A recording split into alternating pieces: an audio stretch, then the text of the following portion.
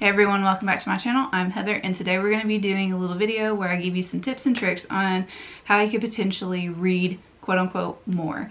Someone asked me to do this because they have found themselves not reading as much as they want to, and they asked me if I could just give a little bit of tips and tricks on how I personally read more.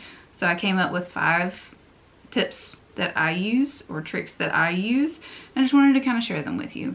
So I came up with this little screen here. It's a little teachery. If you don't know, my background is in teaching. I was a teacher for a while until I switched careers.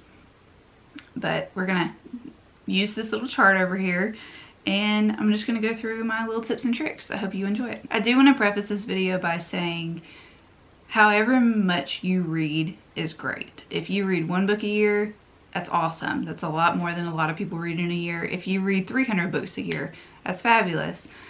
Reading is not a competition, even though a lot of people on the internet might make it a competition. But to me, I just love to read because it is my hobby. It is how I escape from the world. It's how I end my day most days. And I just really enjoy it because it immerses me into another world, and I don't have to think about all of the things that are going on in the outside world. And that's the reason why I read. And I have been able to read more every year just because I know what I like. And that's my first tip, is to try to figure out what you are very, very interested in. I've been reading for a very, very long time, since I was little. And as I have grown up and as my reading tastes have matured, I can look at a book and pretty much let you know if I'm going to like it or not. I already know that I love romance. I already know that I love thrillers. I already know that I love horror. I love some science fiction, as long as if it's like more dystopian. Those are the kind of science fictions that I really do love, just because it's most of the time messed up. I typically don't like fantasy that's very, very high fantasy because it goes straight over my head. If I read a high fantasy book and it does not have a map or some kind of like character chart with it, I'm probably not going to read it because it's way too much for my brain to handle. I read for fun. I don't read to, I mean, I'm not gonna say I don't read to challenge my mind, but you know, if I have to literally reconstruct my brain because I have to think about stuff and I have to imagine stuff and I have to remember all these characters, it's not going to happen. So you really need to narrow down what you enjoy reading and what really interests you. It's really hard to do that, especially being on the internet as much as we are and seeing all these books flying at you all over the place. And how I really determined what I liked is I just went into a bookstore or I went into a thrift store and I just picked up books that weren't expensive. Kindle Unlimited is really good. It's a really good choice for this. Just going in and reading the first couple of chapters of books that you notice, or maybe even books that you didn't think that you would love, just pick it up, read the back of the book, flip open the first couple of pages, read those, and if it grips you, or you like the writing style, or you like the dialogue in it, keep reading it. Get it and keep reading it. Utilize your library. Go in there and literally pick up a stack of books, sit down and read them, or like read the first couple of chapters, and then that'll help you determine what you're more interested in. So try to pick up books that really interest you, or try to go figure out what interests you. And it's okay if you don't find something that you enjoy right off the bat. It's just keep trying. You'll eventually figure it out. The next trick that I have is to utilize audiobooks if you are able to. I absolutely love audiobooks. Audiobooks have really helped me enjoy reading. I am dyslexic, so sometimes it's very hard for me to just sit there and read a physical book or read off my Kindle without somebody helping me along the way. And when I was a teacher, that's how I got my students into wanting to read, is them listening to you or listening to somebody read to them. So I feel like audiobooks are reading regardless of what everybody else says. If you listen to an audiobook and you're comprehending what you were hearing, in my opinion, that's reading. I personally would rather have the audiobook and have a physical copy or reading off my Kindle at the same time, but sometimes I just put in a headphone and I do what I need to do around the house. It really, really helps. And also, really good audiobooks get you into the story and it immerses you into the story so much more than just physically reading, because you know, all the stuff that's around you when you're physically reading something, if you're listening to it and you're also reading it at the same time, you are like, you are in it and you are probably going to comprehend it a lot better. So utilizing audiobooks, there are free apps like Libby, which is hooked up to a library. You don't even have to have a library card. You can just use your like cell phone. And I believe you might have to use your license as well. But before I got a library card at my local library, I use Libby just using my phone number. Then there are other sites. I know people don't want to use Audible, but I still utilize Audible. There is Everend. I utilize Everend. You can get, I think, 3 audiobooks now for $16.99 a month, which is pretty good. And there are free books on YouTube all the time too. Spotify. There's many, many ways to listen to audiobooks if you have the ability to. If you do not have the money to spend on audiobooks, I would say use Libby first, or an app like Libby. There are many ways that you can do that. Just do some research and you can find them.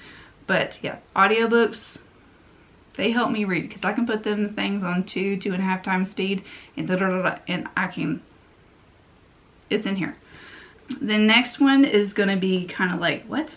Why would you do that? But to some people, but I personally read more than one book at a time.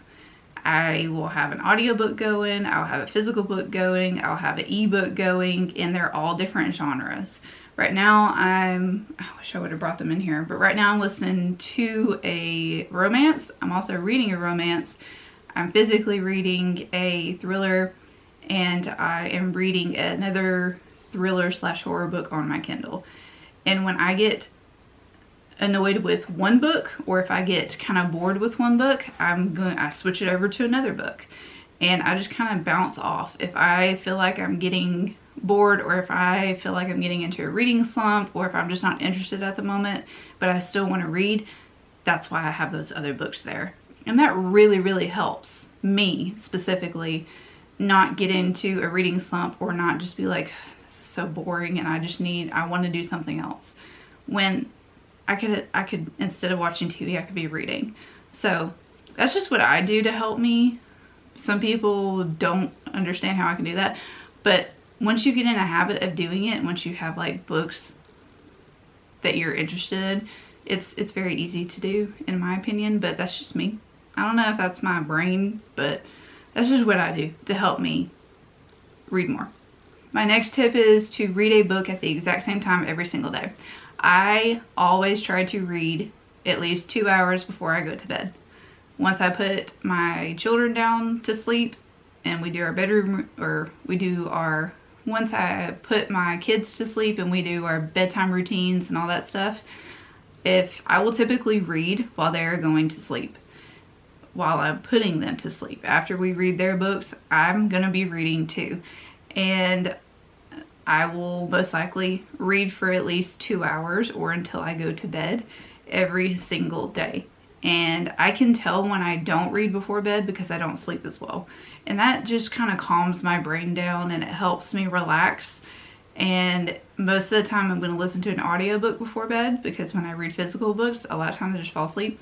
But if I have an audiobook going, or maybe like my e-reader going, it helps me stay awake a little bit longer. If you don't feel like reading, because there's some times where I just don't feel like reading and I might just want to watch YouTube, I'll do that. I'm not going to force myself to read, but I typically try to read at the exact same time every single day just to get in a routine. And that has helped. That has helped me out a lot. And my last tip, because I've been yakking for 10 minutes, is to not force yourself to read something that you are not enjoying, because reading is supposed to be about for enjoyment. Whether you're reading a nonfiction, whether you're reading a fiction book, whether you're reading poetry, anything that you are reading, you can still learn from and still enjoy it at the same time. I got into a pretty big reading slump when I was in my undergrad because the books that we had to read, I was just not interested in. And I still read for enjoyment, but I did not read as much as I do now because I was being forced to read stuff that I didn't want to read. And I always told myself after that, if I'm not enjoying a book, I'm not going to read it. So a lot of times the books that I pick for videos are going to be books that I know I could potentially like. And if I don't have anything positive to say about the books that I'm reading, because I always try to find something positive to say about every single book, if I can't find anything positive that I have to say about a book, I'm just not going to finish it. I'm going to DNF it, and that's okay. DNF books. Don't force yourself to read something that you are not enjoying, because typically when you're not enjoying something, you're not going to do it.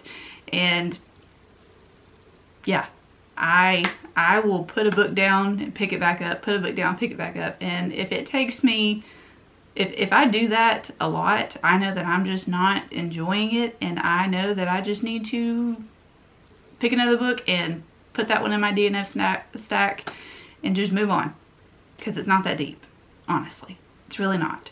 But those are the tips that I have for potentially reading more. Let me know in the comments down below if these tips were helpful, or if you're going to use any of these tips or tips that you have for people to help them read more. Encouraging words, all of those things. Please leave them down in the comments below, and I will see you on the next one. Bye!